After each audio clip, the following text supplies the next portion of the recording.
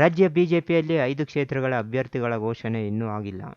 ಅದರಲ್ಲಿ ಚಿಕ್ಕಬಳ್ಳಾಪುರ ಲೋಕಸಭಾ ಕ್ಷೇತ್ರವೂ ಒಂದು. ಇದೇ ಸ್ಟ್ರಾಟಜಿಯನ್ನು ಇತ್ತ ಕಾಂಗ್ರೆಸ್ ಸಹ ಪಾಲಿಸುತ್ತಿದೆ. ಆದರೆ ಬಿಜೆಪಿ ಅಭ್ಯರ್ಥಿಯ ವಿಚಾರದಲ್ಲಿ ದಿನಕ್ಕೊಂದು ಆಯಾಮ ಪಡೆಯುತ್ತಿದೆ. ಇದರಿಂದ ಹೈಕಮಾಂಡ್ಗೆ ತಲೆನೋವಾಗಿ ಪರಿಣಮಿಸಿದೆ. ಮಾಜಿ ಸಚಿವ ಡಾಕ್ಟರ್ ಕೆ ಸುಧಾಕರ್ ಹಾಗೂ ಶಾಸಕ ವಿಶ್ವನಾಥ್ ರವರ ನಡುವೆ ಟಿಕೆಟ್ಗಾಗಿ ಮತ್ತೆ ಜಂಗಿ ಕುಸ್ತಿ ಶುರುವಾಗಿದೆ.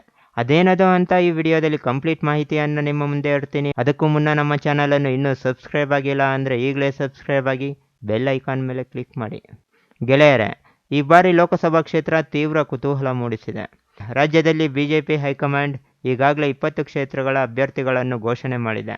ಜೆಡಿಎಸ್ ಮೈತ್ರಿ ಹಿನ್ನೆಲೆಯಲ್ಲಿ ಜೆಡಿಎಸ್ಗೆ 3 ಕ್ಷೇತ್ರಗಳು, ಬಿಜೆಪಿಗೆ 25 ಕ್ಷೇತ್ರಗಳು ಎಂದು ಚರ್ಚೆಯಾಗಿದೆ. ಬಿಜೆಪಿಯ ಇನ್ನುಳಿದ 5 ಕ್ಷೇತ್ರಗಳ ಅಭ್ಯರ್ಥಿಗಳ ಘೋಷಣೆ ಇನ್ನೂ ಆಗಿಲ್ಲ.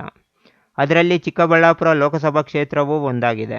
ಮಾಜಿ ಸಚಿವ ಡಾಕ್ಟರ್ ಕೆ ಸುಧಾಕರ್ ಹಾಗೂ ಅಲೋಕ್ ವಿಶ್ವನಾಥ್ ರವರ ನಡುವೆ ತೀವ್ರ ಪೈಪೋಟಿ ಎದುರಾಗಿದೆ.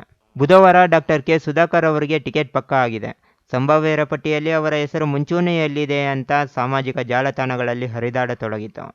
ಇದರ ಬೆನ್ನಲ್ಲೇ ಶಾಸಕ ಎಸ್.ಆರ್. ವಿಶ್ವನಾಥ್ ರವರು ದೆಹಲಿಯಲ್ಲಿ ಮಾಧ್ಯಮಗಳ ಮುಂದೆ, ನನ್ನ ಮಗ ಅಲೋಕ್ ವಿದೇಶಗಳಲ್ಲಿ ಉನ್ನತ ವ್ಯಾಸಂಗ ಮಾಡಿದ್ದಾನೆ, ಕ್ಷೇತ್ರದಲ್ಲಿ ಯುವಕರಲ್ಲಿ ವಿಶ್ವಾಸ ಪಡೆದಿದ್ದಾನೆ, ಖಚಿತವಾಗಿ ಅಲೋಕ್ಗೆ ಟಿಕೆಟ್ ದೊರೆಯುವ ವಿಶ್ವಾಸವಿದೆ ಎಂದು ಹೇಳುತ್ತಾ ಡಾಕ್ಟರ್ ಕೆ ಸುಧಾಕರ್ ಅವರ ಕುರಿತು ಅವರು ಟೈಮ್ ಪಾಸ್ಗಾಗಿ ಮಾತ್ರ ಲೋಕಸಭಾ ಚುನಾವಣೆಯಲ್ಲಿ ಸ್ಪರ್ಧೆ ಮಾಡ್ತಾ ಇದ್ದಾರೆ ಅಂತ ವಿವಾದಾತ್ಮಕ ಹೇಳಿಕೆ ಕೊಟ್ಟಿದ್ದಾರೆ. ಒಂದು ವೇಳೆ ಅಲೋಕ್ಗೆ ಟಿಕೆಟ್ ಕೈ ತಪ್ಪಿದರೆ ನಾನು ಸಹ ಆಕಾಂಕ್ಷಿಯೇ, ನನಗೇ ಕೊಡಲಿ ಎಂದು ಲೋಕಸಭಾ ಟಿಕೆಟ್ ಆಕಾಂಕ್ಷಿಗಳ ಪಟ್ಟಿಯಲ್ಲಿ 3ನೇಯವರಾಗಿ ಸರತಿ ಸಾಲಿನಲ್ಲಿ ನಿಂತಿದ್ದಾರೆ. ಅವರ ಹೇಳಿಕೆ ಡಾಕ್ಟರ್ ಕೆ ಸುಧಾಕರ್ ರವರ ಬೆಂಬಲಿಗರನ್ನು ಬಡಿದೆಬ್ಬಿಸಿದೆ.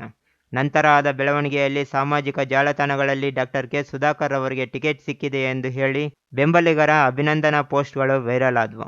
ಇನ್ನು ಶಿಡ್ಲಘಟ್ಟದ ಬಿಜೆಪಿ ಮುಖಂಡ ಸಿಕಲ್ ರಾಮಚಂದ್ರಗೌಡ ಸಹ ತಾನೂ ಆಕಾಂಕ್ಷಿಯಾಗಿದ್ದೇನೆ, ನನ್ನ ಹೆಸರು ಆಕಾಂಕ್ಷಿಗಳ ಪಟ್ಟಿಯಲ್ಲಿ ಹೈಕಮಾಂಡ್ ತಲುಪಿದೆ ಎಂದು ಹೇಳಿ ಸುದ್ದಿಗೋಷ್ಠಿ ನಡೆಸಿದ್ದಾರೆ. ಇದರಿಂದ ಆಕಾಂಕ್ಷಿಗಳ ಸಾಲಿನಲ್ಲಿ 4ನೇಯವರಾಗಿ ನಿಂತಿದ್ದಾರೆ. ಹೀಗೆ ಚಿಕ್ಕಬಳ್ಳಾಪುರ ಲೋಕಸಭಾ ಕ್ಷೇತ್ರದ ಟಿಕೆಟ್ ವಿಚಾರ ಬಿಡಿಸಲಾರದ ಕಗ್ಗಂಟಾಗಿ ಪರಿಣಮಿಸಿದೆ.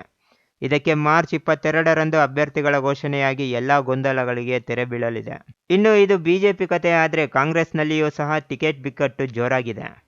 ಅಭ್ಯರ್ಥಿಗಳ ಆಕಾಂಕ್ಷಿಗಳಾಗಿ 1ನೇಯವರಾಗಿ NH ಶಿವಶಂಕರ್ ರೆಡ್ಡಿ ಇದ್ರೆ, ನಂತರದ ಸ್ಥಾನಗಳಲ್ಲಿ ರಕ್ಷಾರಾಮಯ್ಯ ಹಾಗೂ ಎಂ ವೀರಪ್ಪ ಮೊಯ್ಲಿ ಅವರಿದ್ದಾರೆ. ಈಗಾಗಲೇ 17 ಕ್ಷೇತ್ರಗಳ ಕಾಂಗ್ರೆಸ್ ಅಭ್ಯರ್ಥಿಗಳು ಫೈನಲ್ ಆಗಿದ್ದಾರೆ ಎಂದು ತಿಳಿದು ಬಂದಿದೆ. ಉಳಿದ 4 ಕ್ಷೇತ್ರಗಳಲ್ಲಿ ಬಿಜೆಪಿ ಅಭ್ಯರ್ಥಿಯ ಘೋಷಣೆಯ ನಂತರ ಪಟ್ಟಿ ಬಿಡುಗಡೆ ಮಾಡಲಾಗುತ್ತದೆ ಎಂದು ಕೆಲ ಮೂಲಗಳು ಹೇಳ್ತಿವೆ.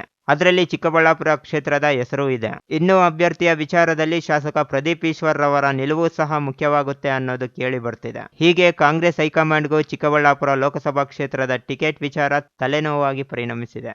ಇದಕ್ಕೆಲ್ಲ ಕಾಲನೇ ಉತ್ತರ ಕೊಡಬೇಕಾಗಿದೆ.